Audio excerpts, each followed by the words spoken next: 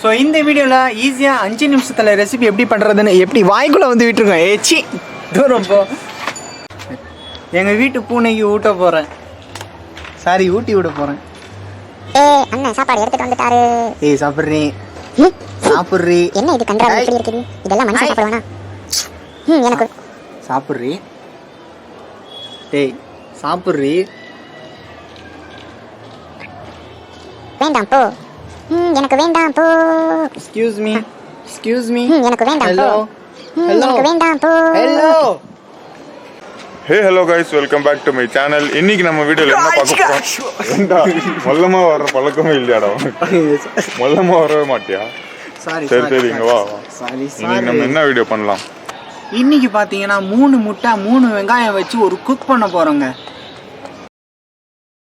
சமைக்க தெரியாதவங்க கூட இந்த டிஷ்ஷை சமைச்சிடுவீங்க, ஏன்னா அவ்வளோ ஈஸியாக இருக்கும். அதுதான் நான் உங்களுக்கு சொல்லித்தர போகிறேன். ஸோ வாங்க வீடியோக்குள்ளே போகலாம். 3 வெங்காயம் 3 முட்டை எடுத்துக்கோங்க.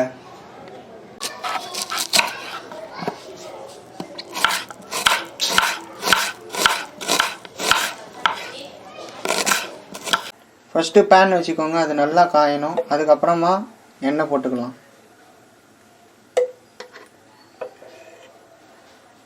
ஒரு 4 ஸ்பூன் எண்ணெய் போட்டுக்கோங்க.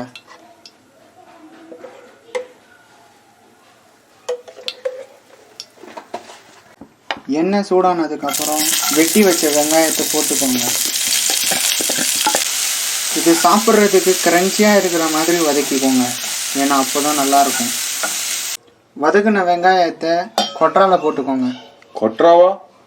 கொட்ரான்னா என்னதுடா? ஐயோ சாரி, பவுலில் போட்டுக்கோங்க. என்னடா என்னென்ன வளர்ற? ஐயோ ஏதோ ஒன்று கிண்ணத்தில் போட்டுக்கோங்க. வெங்காயம் ஆறுனதுக்கு அப்புறம் முட்டையை உடைச்சி போட்டுக்கோங்க.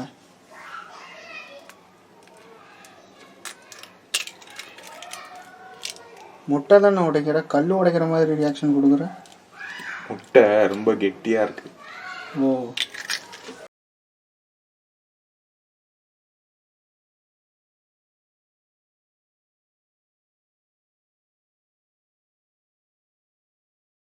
இந்த ஆம்லெட் ஃப்ளஃபியாக வர்றதுக்காக 2 ஸ்பூன் மைதா சேர்த்துக்கலாம். அப்படி இல்லைன்னா கோதுமை கூட சேர்த்துக்கலாம்.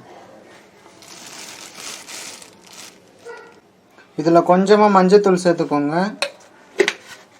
தேவையான அளவுக்கு மிளகாத்தூள் போட்டுக்கோங்க. சில பேர் காரமாக சாப்பிடுவாங்க, சில பேர் காரம் கம்மியாக சாப்பிடுவாங்க. அதனால் தேவையான அளவுக்கு உப்பு கூட போட்டுக்கோங்க. இதை இப்போ நல்லா கலக்கோன்னு கலக்கிக்கோங்க. மறுபடியும் நான்ஸ்டிக் தவாவில் 2 ஸ்பூன் எண்ணெய் போட்டுக்கோங்க. எண்ணெயை பவுல் ஃபுல்லாக பரவி விட்டுக்கோங்க. அடித்து கலக்கின ஆம்லெட்டை பேனில் போட்டுக்கோங்க. இது பேன் ஃபுல்லாக பரவி விட்டுக்கோங்க, அப்போ தான் நல்லா ரவுண்ட் ஷேப்பில் வரும். இதில் எள்ளு லைட்டாக தூவி விட்டுக்கோங்க. இப்போ இதை மூடி போட்டு மூடி வச்சுருங்க. ஒரு 5 நிமிஷம் கழிச்சு எடுத்துக்கோங்க. இப்போ இதை நல்லா பெரட்டி போட்டுக்கோங்க. இப்படி ஒரு பெரட்டு, அப்படி ஒரு பெரட்டு.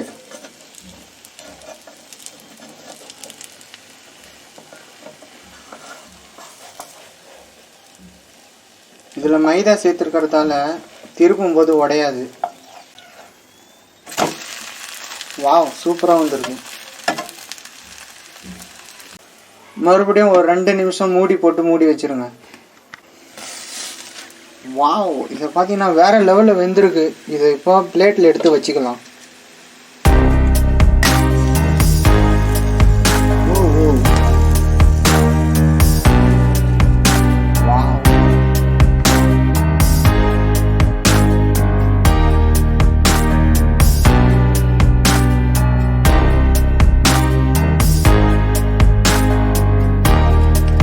பீஸா மாதிரியே வெட்டி எடுத்துக்கலாம்.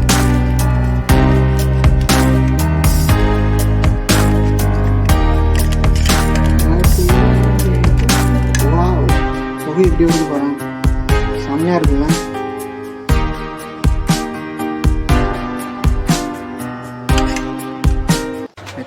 எங்கள் வீட்டு பூனைக்கு ஊட்ட போகிறேன். சாரி, ஊட்டி விட போகிறேன். அண்ணன் சாப்பாடு எடுத்துட்டு வந்துட்டாரு. ஏய் சாப்பிட்றீ சாப்பிட்றீ. என்ன இது கன்றாவி இப்படி இருக்குது? இதெல்லாம் மனுஷன் சாப்பிடுவானா? எனக்கு சாப்பிட்றீ. டேய் சாப்பிட்றீ. வேண்டாம் போ. எனக்கு வேண்டாம் போ. எக்ஸ்கியூஸ் மீ எனக்கு வேண்டாம் ஹலோ போ. எனக்கு வேண்டாம் போ. ஹலோ. நான் இதை சாப்பிட்டு பார்த்து எப்படி இருக்குன்னு சொல்ல போகிறேன்.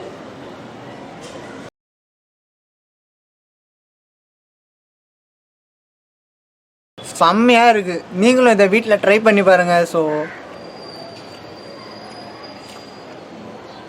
உண்மையிலே சூப்பராக இருக்குங்க. கண்டிப்பாக நீங்கள் வீட்டில் ட்ரை பண்ணியே ஆகணும்.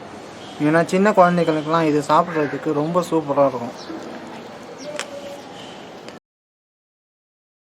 ஸோ இந்த வீடியோவில் ஈஸியாக 5 நிமிஷத்தில் ரெசிபி எப்படி பண்ணுறதுன்னு எப்படி வாய்க்குள்ளே வந்து விட்டுருக்கோம். ஏச்சி தூரம் போ. 5 நிமிஷத்தில் எப்படி ஈஸியாக ஒரு ரெசிபி பண்ணுறதுன்னு கற்றுக்கிட்டு இருப்பீங்க. ஸோ இதே மாதிரி நிறைய விஷயங்களை நீங்களும் தெரிஞ்சுக்கணுன்னா நம்ம சேனலை சப்ஸ்கிரைப் பண்ணிக்கோங்க. பக்கத்தில் இருக்கிற பெல் பட்டனை கிளிக் பண்ணிக்கோங்க. ஸோ லைக் பண்ணுங்கள், ஷேர் பண்ணுங்கள், கமெண்ட் பண்ணுங்கள். மீண்டும் உங்களை சந்திக்கும் வரை உங்களிடமிருந்து விடைபெறுவது உங்கள் SMS ப்ரோஸ். பாய்.